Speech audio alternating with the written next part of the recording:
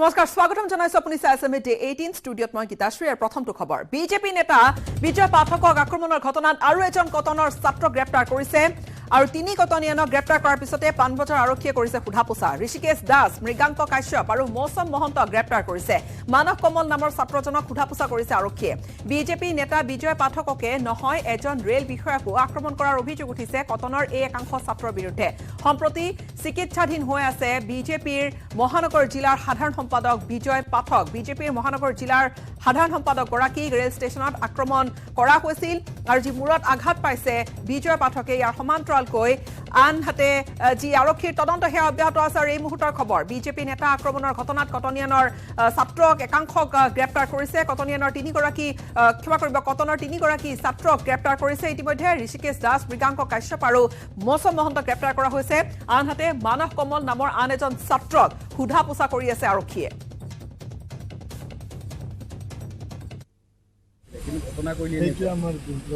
আমি তাহাঁতক পঢ়িবলৈ পঠাইছোঁ কিন্তু কথা হ'ল সিহঁতে ইয়াত কি কৰিছে কলেজ কৰ্তৃপক্ষ সিহঁতক কি ধৰণে নিয়ন্ত্ৰণ কৰি আছে আমিতো নাজানো সিহঁতক সুধিলে মাক বাপেক হিচাপে আমি সোধোঁ পঢ়া শুনা ঠিকে আছে নে কিবা ডেইলি ফোন নকৰোঁ সিহঁতেতো ভাল বুলিয়ে কয় যদি বাকী হোষ্টেলত আছে সিহঁত আমি আকৌ হোষ্টেলৰ নিয়ন্ত্ৰণত আছে গতিকে ইয়াত কি কৰি আছে তেতিয়া আমি তাৰ পৰা মই এতিয়া ইমান দূৰৰ পৰা আছে গম নাপাওঁ যিটো পৰহি ৰাতি হৈছে অথচ মই কালি ৰাতিলৈকে গম পাওঁ গতিকে কোনেও আমাক জনোৱাও নাই গতিকে আমি গমেই পোৱা নাই কিন্তু বাৰে বাৰে এনেধৰণে হোষ্টেলত থকাৰ পিছত মই সেই কথাটো মই নিজেও এজন সচেতন নাগৰিক হিচাপে ময়ো বেয়া পাওঁ এনেকুৱা ঘটনা কৰাটো আৰক্ষীৰ ওচৰত যদি সি কৰিছেও মই তাকো কিন্তু এই কথা কৰাটোৰ কাৰণে মই বেয়া পাইছোঁ মই তেখেতৰ ওচৰতো মোৰ দেউতাক হিচাপে দুখ স্বীকাৰ কৰিছোঁ যদি ল'ৰাটো তেওঁ ক্ষমা কৰিছে গতিকে মই তাক শংকৰী কলাকৃষ্টিৰ স্বৰ্ণসৌধ ভাৰতৰ একক সৰ্ববৃহৎ সাংস্কৃতিক অনুষ্ঠান হিচাপে বিবেচিত জামুগুৰিহাটৰ ঐতিহ্যমণ্ডিত 12 চহৰীয়া ভাওনা মহোৎসৱ কাইলৈৰ পৰা 9 মাৰ্চলৈ 4দিনীয়া কাৰ্যসূচীৰে অনুষ্ঠিত হ'ব 226 বছৰীয়া গৌৰৱ উজ্জ্বল ইতিহাসৰ সাক্ষী বহন কৰা এই ভাওনা মহোৎসৱক লৈ এতিয়া জামুগুৰিহাটত এটা উখল মাখল পৰিৱেশৰ সৃষ্টি হৈছে পদুম ফুলৰ আৰ্হিত নিৰ্মিত 21খনকৈ খলাত অহা 7 আৰু 8 মাৰ্চৰ নিশা অনুষ্ঠিত হ'ব 42খনকৈ ভাওনা আৰু ভাওনা মহোৎসৱৰ পূৰ্বে উদযাপনস্থলী পকামুৰা পথাৰত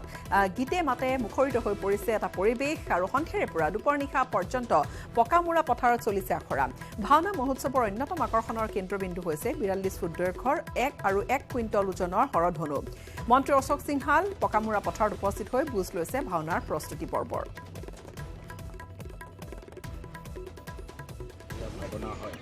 আমি গৌৰৱ কৰি বাসী হিচাপে গোটেই অসমবাসীয়েও এই 12 চহৰীয়া ভাওনাক লৈ গৌৰৱ কৰে ঐতিহ্যমণ্ডিত অতি প্ৰাচীন গুৰু পৰম্পৰাৰ পৰা চলি অহা এই 12 চহৰীয়া 200 বছৰো অধিক হৈ গ'ল মই ভাবোঁ যে ভাল পৰিৱেশ ইয়াত নিৰ্মাণ হ'ব ভাতৃত্ববোধ আৰু অসমত উন্নতি প্ৰগতি শান্তিৰ আমি এই 12 চহৰীয়া ভাওনাক আগবঢ়াই লৈ যাম এইবাৰ কেন্দ্ৰীয় শিক্ষামন্ত্ৰী Human Resource Development Ministry.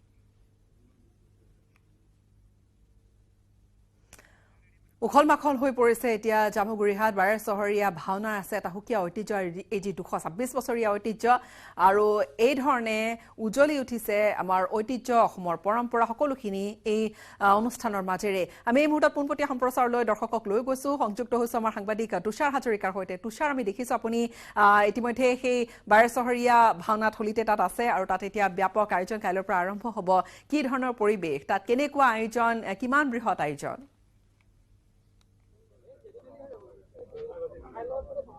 হয় গীতাশ্ৰী কাইলৈৰ পৰা 12 চহৰীয়া ভাওনা অনুষ্ঠিত হ'ব 4দিনীয়াকৈ 12 চহৰীয়া ভাওনা এবাৰ আয়োজন কৰা হৈছে আৰু এতিয়া দেখিবলৈ পোৱা গৈছে যে জামুগুৰিয়া ৰাইজে প্ৰস্তুতি সম্পূৰ্ণ কৰিছে আৰু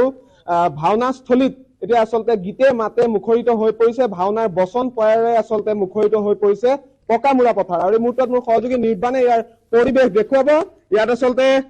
দেখিবলৈ পোৱা গৈছে যে 21খনকৈ খোলা সাজু কৰি তোলা হৈছে আৰু 21খনকৈ খোলাত দুদিনত 42খন ভাওনা অনুষ্ঠিত হ'ব আৰু ইতিমধ্যে দেখিবলৈ পোৱা গৈছে যে এনেধৰণে এয়া পকামুৰা পথাৰত যি ভাওনাৰ আখৰা সেই আখৰাই বৰ্তমান চলি আছে আমি কোনে কোনে সেই দৃশ্যসমূহ দৰ্শকসকলক দেখুৱাবলৈ যত্ন কৰিছো পাতালত লুকাই যদি পাতাল ফালিব যদ্যপি বিষ্ণু যদি লুকা হয় আকাশের মধ্যে কিন্তু নির্ময় কইল সবার মাঝে নাই রে ভীম তোর প্রতিজ্ঞা নহৈব পুরন দ্রৌপদীর মেলাকে নহৈব বন্ধন তোকেই বিচাৰি ঘূৰিছো এই বিকুদাৰ ভালো মতে একবাৰ সমৰ কৰ মৃত্যুৰ বেলিকাটোৰ ইষ্ট গুৰুজন ভালো মতে একবাৰ স্মৰণ কৰ আৰু অস্তকৰ যুদ্ধ হৈৰে দুৰাচাৰ ৰাক্ষসে মাতি লৰিব লৰাম সিন্ধু জল শীতল হয় যদি যাই তাবালল বিকুতৰ আৰ অস্তকৰ যুদ্ধ পৰিলি আদি কয় পাণ্ডৱৰ পাহাৰ খেলা হয় নিশ্চিতভাৱে দেখিবলৈ পোৱা গৈছে এনেধৰণে আখৰা ইয়াত চলাই থকা হৈছে দিনৰ ভাগতো মই আপোনাৰ কাষলৈ আহিছো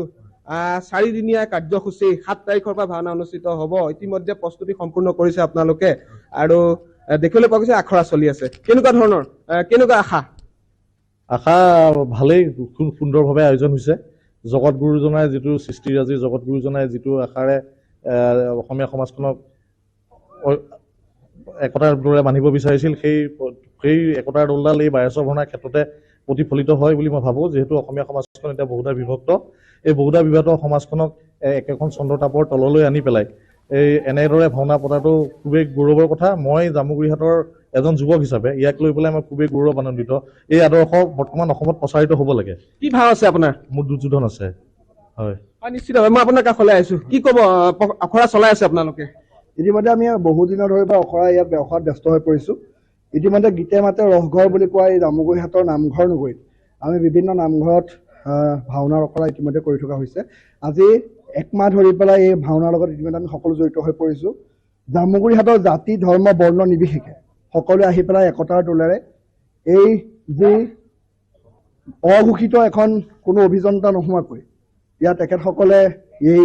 বৃহৎ এই মণ্ডপটো নিৰ্মাণ কৰি উলিয়াইছে আৰু এই বৃহৎ মণ্ডপৰ সাক্ষী হৈ তুলিব অহাকালি বা 6 পৰা 9 তাৰিখলৈ আমি সকলো সাক্ষী হৈ উঠিম আৰু সকলো অসমবাসী ৰাইজক আমাৰ এই মহামিলনৰ তীৰ্থলৈ আমি আন্তৰিকতাৰে নিমন্ত্ৰণ জনাইছোঁ আৰু আমি আশা কৰিছোঁ যাতে আমি সফলতাৰে কোনো বাধা বিঘিনি নোহোৱাকৈ এই বাৰেচৰীয়া ভাওনাভাগ যাতে সফলতাৰে সম্পন্ন কৰিব পাৰোঁ তেওঁলোকে বিচাৰিছে যে সফলতাৰে সম্পন্ন যাতে হয় তুষাৰ কিন্তু এই মুহূৰ্তত আমি চাবলৈ গ'লে এই যি বৃহৎ এটা আয়োজন 21কৈ খোলা আছে 21কৈ খোলা বা 21খনকৈ খোলা জামুগুৰিহাট বুলিলে বাৰেচহৰীয়া ভাওনাৰ কথা সংযুক্ত নিজে আপোনাপুনিকৈ হৈ পৰে 226 বছৰীয়া এটা ইতিহাস আছে এটা ঐতিহ্য আছে কিন্তু এই ঐতিহ্য যি উঠি অহা প্ৰজন্মক এই ভাওনাৰ শিক্ষা দিয়া বা এই অভিনয়ৰ শিক্ষা দিয়া বা এই শিল্পকলাটো যাতে অনাগত উঠি অহা প্ৰজন্মই যাতে আকোৱালি লয় তাৰ বাবে কিবা বিশেষ ব্যৱস্থা কৰা দেখা গৈছেনে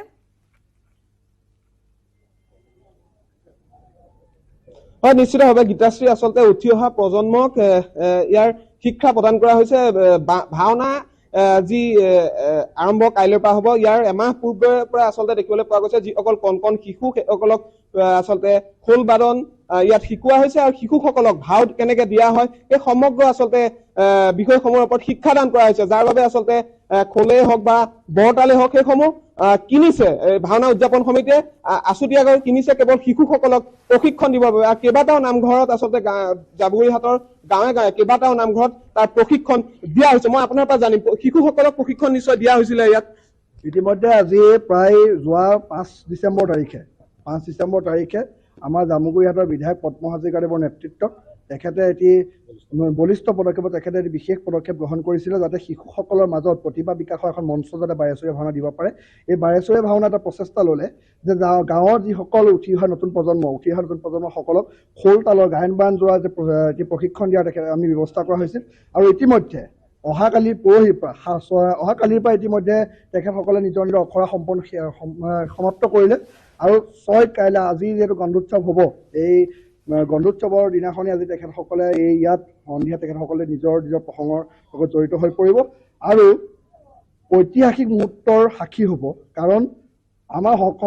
অসমৰ এই ঐতিহ্যমণ্ডিত বাৰেচৰীয়া ভাওনা সেইটো হয়তো প্ৰথম যে জামুগুৰি হাটৰ প্ৰত্যেকখন গাঁৱৰ শিশুসকলক নিজৰ নিজৰ কলাত গায়ন বায়নৰ প্ৰশিক্ষণ দিয়াটো এটা ঐতিহাসিক সিদ্ধান্ত আৰু এই ঐতিহাসিক সিদ্ধান্তৰ বাবে আমি জামুগুৰি হাটৰ বাৰেচৰীয়া ভাওনা কমিটিক ধন্যবাদ তথা কৃতজ্ঞতা জ্ঞাপন কৰিছোঁ। নিশ্চয় সুন্দৰ এটা পদক্ষেপ তুষাৰ হয়। তেওঁ ইতিমধ্যে ক'লে যে প্ৰায় এমাহ পূৰ্বৰে পৰা এই প্ৰশিক্ষণ দি থকা হৈছিলে আৰু তেওঁলোকে নিজ নিজ প্ৰতিভা বিকাশৰ এখন সুযোগ পাইছে। কিন্তু তাতোকৈ ডাঙৰ কথা যে এই কলা কৃষ্টি এই ঐতিহ্য আগবঢ়াই লৈ যোৱাৰ ক্ষেত্ৰতো এটা বিশেষ উদ্যোগ লোৱা হৈছে। আৰু আনহাতে জামুগুৰি হাটৰ এই পকামূৰা পথাৰৰ যি ধৰণৰ এটা পৰিৱেশ সেয়া হয়তো আমি বৰ্ণনা নকৰিলেও হ'ব যে তাত জামুগুৰি হাটৰ এই 12 চহৰীয়া ভাওনাৰ যি এক সুকীয়া ঐতিহ্য আছে, যি এটা গৌৰৱ আছে, গৌৰৱ উজ্জ্বল ইতিহাস ধৰি ৰাখিছে জামুগুৰি হাটে। আৰু কাইলৈৰ পৰা যিহেতু আৰম্ভ হ'ব 12 চহৰীয়া ভাওনা, এই ধৰণে দেখা গৈছে ব্যাপক আয়োজন আৰু অন্তিম মুহূৰ্তৰ প্ৰস্তুতি।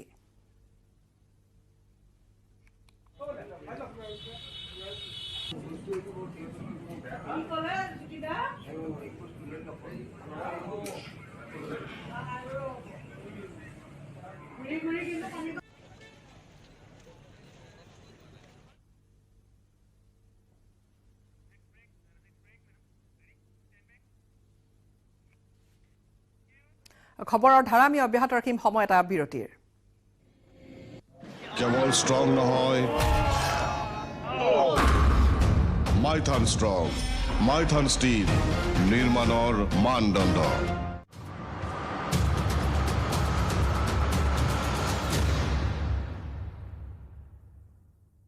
लड़की तेरा नाम क्या है, पूछे वाले पूछे तो बता तेरी पहचान क्या है। तेरा नाम गूंजेगा तो उठेगा एक तूफान, हिलेगी जमीन मचेगा घमासान। तेरा नाम गूंजेगा जब हर गली हर मकान देखेंगे फिर गेम तेरी से। ये है शुरुआत तेरी, अब हर जुबान पे होगी बात तेरी। देखिए पहला टाटा वुमेन्स प्रीमियर लीग 4 मार्च से जियो सिनेमा पर बिल्कुल फ्री।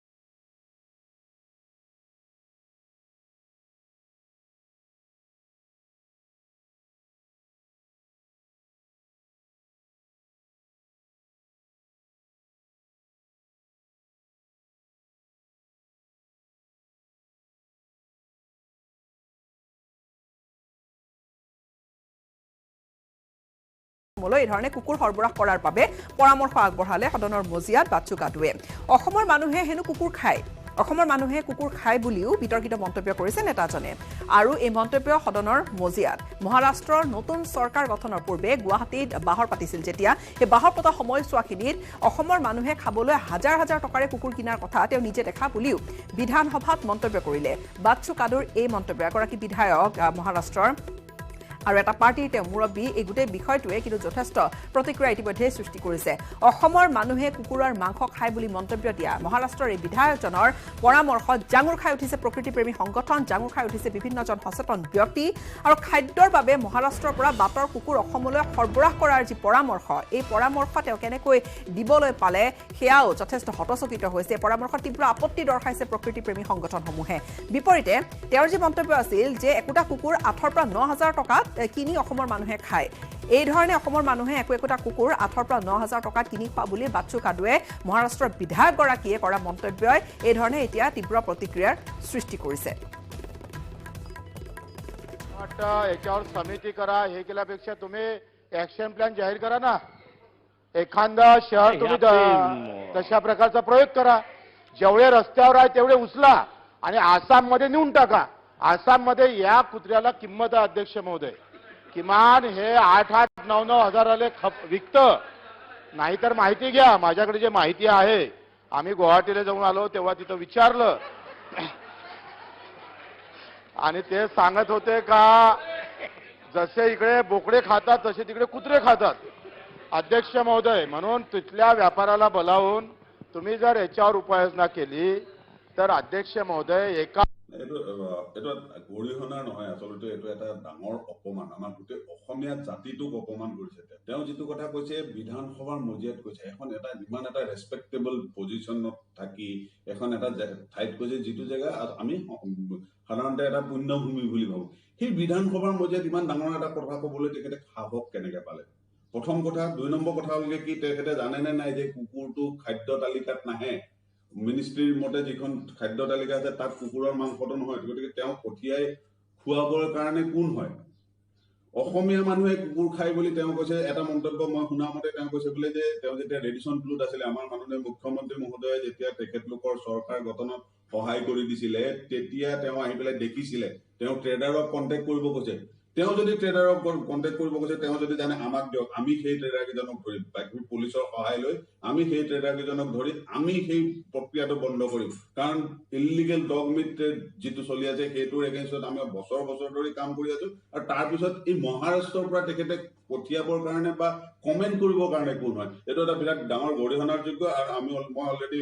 বিভিন্ন সংগঠনৰ লগত কথা পাতিছো মহাৰাষ্ট্ৰ বেছ আৰু লগতে animal welfare board of India আজি দেওবাৰ গতিকে কাইলৈ চিঠি পঠিয়াই আছো চাব খুজিছো তেওঁলোকে আইনীভাৱে কি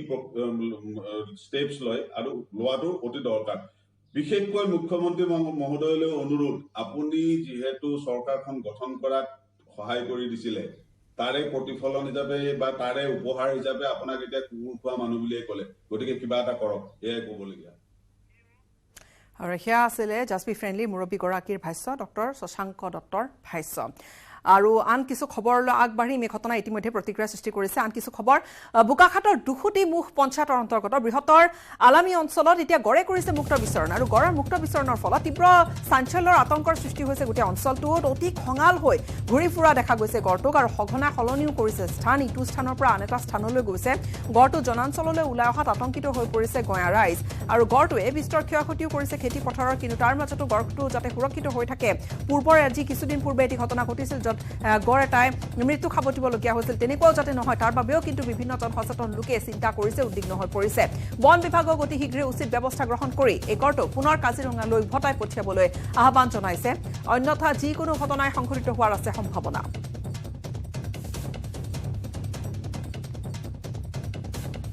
দিনো ধৰি আমাৰ গোটেই হেৰিয়াখনত সন্ত্ৰাস চলাই আছে বড়োদানৰ ছিজন এতিয়া আমি নিউজ নমনেৰে খেতি কৰিব পৰা নাই আমি ৰাতিপুৱা টাইমতে খেতিত যাবলগীয়া হয় এইটো টাইমতে গড়টো খোলায় এইবাবে আমি ফৰেষ্ট ডিপাৰ্টমেণ্টক কাটৰ সন্মুখত আৰু আহ্বান জনাইছোঁ ৰাতি পোহৰা দিবলৈ আৰু আমাক সুৰক্ষা কৰিবলৈ ডিব্ৰুগড় চহৰৰ বৰলুইতৰ ভয়ংকৰ খহনীয়া এতিয়া সংকিত কৰি তুলিছে চহৰবাসীক চহৰখনৰ কাছাৰী ঘাটত বৰলুইতৰ খহনীয়া আৰম্ভ হৈছে আৰু নিশাটোৰ ভিতৰতে চপৰি মাটি খহাই লৈ গৈছে পাৰ খহাই লৈ গৈছে বাৰিষা নহয় এতিয়া খৰালিতে হোৱা এই ধৰণৰ খহনীয়াত সংকিত হৈ পৰিছে ডিব্ৰুগড় চহৰবাসী সুৰক্ষা বান্ধৰ প্ৰতিও ভাবুকি আহি পৰিছে তীব্ৰ ভাবুকি হঠাতে হোৱা বৰলুইতৰ এনে খহনীয়াত সুৰক্ষা বান্ধ যদি ছিঙি যায় কেনেবাকে তেনেহলে ডিব্ৰুগড় চহৰলৈ কিন্তু নামি আহিব পাৰে ব্ৰহ্মপুত্ৰৰ পানীৰ ফলতে যথেষ্ট এটা বিভীষিকা কিয়নো পানী সোমাই আহিব হুৰাহুৰে আৰু তাত প্ৰতিৰোধ কৰিব পৰাকৈ বা বান্ধ দি ধৰি ৰাখিব পৰাকৈ কিন্তু একো ব্যৱস্থাই নাথাকিব শীঘ্ৰে ব্যৱস্থা নললে হয়তো বাৰিষাত অনাগত দিনকেইটাত ভয়ংকৰ বিপদৰ এটা কাৰণ হৈ পৰিব পাৰে ভয়ংকৰ বিপদৰ আগজাননী ইতিমধ্যে দিছে আৰু সংকিত হৈ পৰিছে ডিব্ৰুগড়বাসী খহনীয়া সম্প্ৰতি খহনীয়াক লৈ লাগিছে সকলোৰে মাজত এটা হাহাকাৰ অৱস্থা আৰু তাত দেখা গৈছে আমি দেখুৱাইছো এই দৃশ্য গছ এজোপা গছ এই ধৰণে পৰি গৈছে আমি দিনৰ ভাগৰ দৃশ্য দেখুৱাইছো মাটি এনেকৈ চপৰে ফাট মেলিছে আৰু এই চপৰা মাটি এনেকৈ গৈ বৰলুইতৰ বুকুত যা গৈছে আৰু তাৰ পৰিপ্ৰেক্ষিতত যি তাত ব্যৱস্থা কিছু প্ৰশাসনৰ লোক উপস্থিত হৈছে জিলা উপায়ুক্ত গৰাকী উপস্থিত হৈছে আৰু তেওঁলোকে ব্যৱস্থা হাতত কিছু লৈছে কিন্তু সেই ব্যৱস্থাও জানো পৰ্যাপ্ত হ'ব কিয়নো কিমান যি সোনকালে এই মাটি সহায় লৈ যাবলৈ ধৰিছে জিঅ' বেগ দিয়াৰ পৰা আৰম্ভ কৰি বাকী যিখিনি ব্যৱস্থা এয়া কিমান কাৰ্যকৰী হ'ব আৰু কিমান শীঘ্ৰে কাৰ্যকৰী হ'ব কিমান শীঘ্ৰে কাম দিব সেয়া নিশ্চয়কৈ এটা বিষয় হৈ পৰিছে কিন্তু এই মুহূৰ্তত ডিব্ৰুগড়বাসী যথেষ্ট উদ্বিগ্ন